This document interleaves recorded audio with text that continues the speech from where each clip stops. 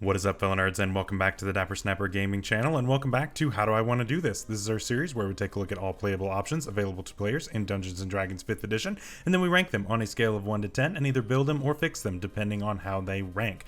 Now today we are calling on the power of the storm, and we are talking about the Tempest Domain Cleric. So if you are excited to bring down the absolute power that is the thunder and lightning from above, this might just be your ticket. So go ahead and leave a like on the video and subscribe if you haven't already. As you can see, most people who watch this channel are not subscribed, so please help us to get that number to at least 1,000. I think we can get there by the end of this month, but I need your help. Once you have done that, of course, make sure you click the bell so that you're notified whenever new videos are uploaded, and share the video with your friends.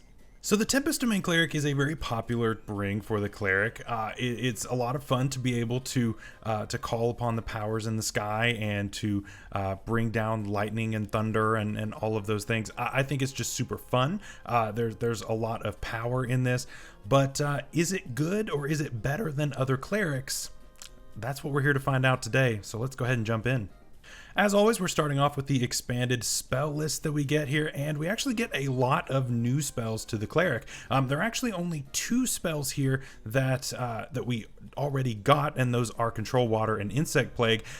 Everything else is new, which is pretty cool. These are all really nice spells to have on a cleric if you are going for a damaging type cleric. And remember, you are still a cleric, so you still want to be able to do cleric-y things, but this also lets you to do damaging things, so that there's kind of a dichotomy here of trying to figure out where exactly you fit in your role, and maybe that can be something to work out in your role playing. Overall, I give this a 9 out of 10. This is a really good spell list because it gives us a lot of options that we didn't have available to us before, and then of course you still have all of your regular cleric stuff to continue doing cleric things. At level 1, we get a couple of features, and first up is our bonus proficiencies, and we actually get both martial weapons and heavy armor. This is fantastic, of course. If we're going to be a frontliner, if we're going to be up there casting these damaging spells, we need to be able to deal some damage, and we need to be able to take some hits, and we've got both of those means. This is a 10 out of 10. Being able to have access to pretty much anything that we're going to want on this character is fantastic, and we just pick that up for free here at level 1.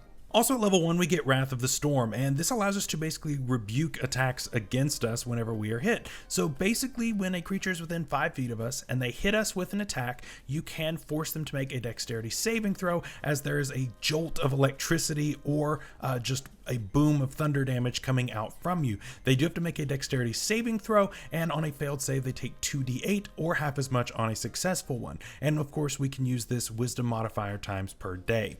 This is pretty cool, right? Being able to just deal some free damage on a reaction if something is hitting you. Of course, this would combo with something like Armor of Agathis if we could pick that up somehow through multiclassing. So that would also be really, really cool. The only problem with is there are a couple restrictions with this. Number 1, this doesn't help us against a ranged enemy. It is only when they are within 5 feet of us, so they have to be in our face. Luckily, we have martial weapon and heavy armor proficiency, but the other thing is that it has to hit. So we're trying to make ourselves hard to hit, and we really don't want to get hit because we don't want to risk our concentration being broken. But in order for this to work, we have to get hit through all of those things anyway. So there's a bit of a conflict here, but when it does work out, it's some nice free damage on a reaction. Overall, this is an 8 out of 10 feature. I think it's nice, but there are some restrictions that do keep it from being a really fantastic feature. At level 2, of course, we get Channel Divinity, and we of course get a unique option available to this subclass, and this one is called Destructive Wrath. Very simple, but very effective. We can use this to maximize a damage roll when we are dealing thunder or lightning damage. That's pretty cool, right? This is absolutely fantastic. We can do this, of course, once per short rest right now and twice per short rest later. It does not use our reaction, which is a little bit interesting. You can just choose to use it, but it doesn't take our reaction in order to activate it. So that's really good. There's really no downside to this. So if you can get a hold of a really powerful lightning or thunder damage dealing spell, which we do with our expanded spell list, then you can just maximize that damage for free once and later twice. This is a 10 out of 10 feature. There's no drawback to this pretty much. It is limited in how much you can use it, but it's a Channel Divinity, so we can't really complain too much. At level 6, we get Thunderous Strike, and this allows us to actually move a creature whenever we hit them with an attack. So whenever we deal lightning damage to a larger, smaller creature, we can push them 10 feet away. This is forced movement, and there is no saving throw. That's what's really important here, is that there is no save. As long as they are larger, smaller, we can push them. And so obviously there are a lot of optimizers who are thinking, wait a minute, we can combo this with a few things, and you are absolutely correct. We can combo this with several things, being able to force movement without a saving throw. Being able to move something around without it being able to do anything about it is amazing. And larger, smaller, yes, it's a little restrictive. I would have liked one size larger than you or smaller, because then we could have comboed it with something like the Rune Knight, but it is what it is. Overall, 9 out of 10, because we are not able to inevitably upscale that if we were to make ourselves larger. At level 8, we get Divine Strike, just like most other clerics do. However, this one is a little different, and I'm actually going to rank this one lower than the others, and it's for a specific reason, because I'm petty. The reason I'm ranking this lower is because it deals only thunder damage. We cannot choose between the two. Now, the reason that they've done this is because they don't want it to combine with Thunderous Strike. They don't want those to be able to use together, so that basically when you hit with an attack, you just activate that every single time. I understand why they did it. I understand it's for balancing, but I just wish that it could have. And it's just unfortunate that you can't choose. For that, I'm giving this a 7 out of 10 because I like the extra damage. The damage type isn't bad. Thunder damage is not a bad damage type at all, but it does not combine with Thunderous Strike. So I just can't quite give it what I normally would give this feature. Finally, at level 17, we get Stormborn, and this gives us a flying speed equal to our walking speed.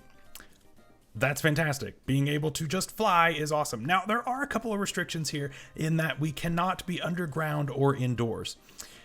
I always think that these restrictions are funny because, you know, you're flying around up in the air going nuts, and you go inside this person's house and you just fall. You go, as soon as you crest the underground, you just fall. So it's a little weird. And obviously if you're playing really high level, you want to make sure that you have checked out whether or not you're going to be underground in late levels, because otherwise you're going to feel really underpowered here in not getting a 17th level feature. But this is great. Obviously this doesn't really help you if you are a flying race. But what this does do is it does not give the restriction like most races do that have a flying speed. It does not restrict you on you cannot wear heavy armor. So that is one big buff here, and it's a level 17 feature, so it better. It's unfortunate that you can't use it while underground or indoors, but it does make sense. You need to maintain a connection with the sky because, you know, storms and everything. So I get it. It's flight, it's concentration free, it's equal to your walking speed, so you can make it higher with certain things such as certain feats that boost your speed or other ways. 10 out of 10. There's no other way to really rank this. It's just free flight. So what do we think of the Tempest Domain Cleric overall?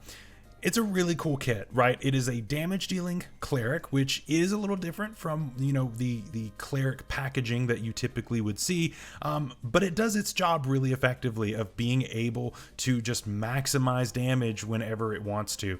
You really can't understate that channel divinity. It is a huge buff to this, and it's also why you see a lot of other classes will take 1 or 2 levels of this in order to cast these big lightning damage spells and just deal max damage once or twice per rest. And so it's fantastic. It really helps your damage dealing potential. Overall, this is a 9 out of 10. I don't think it's quite as good as Peace Domain, which we talked about last week if you missed that. I think Peace Domain is a little bit better. It's got a lot better features when it comes to being a support class, which again is really what the cleric is. But the cleric does also have a lot of really good tools as far as helping it to be a good damage dealer as well. So later on this week, we're going to do a really fun build for you.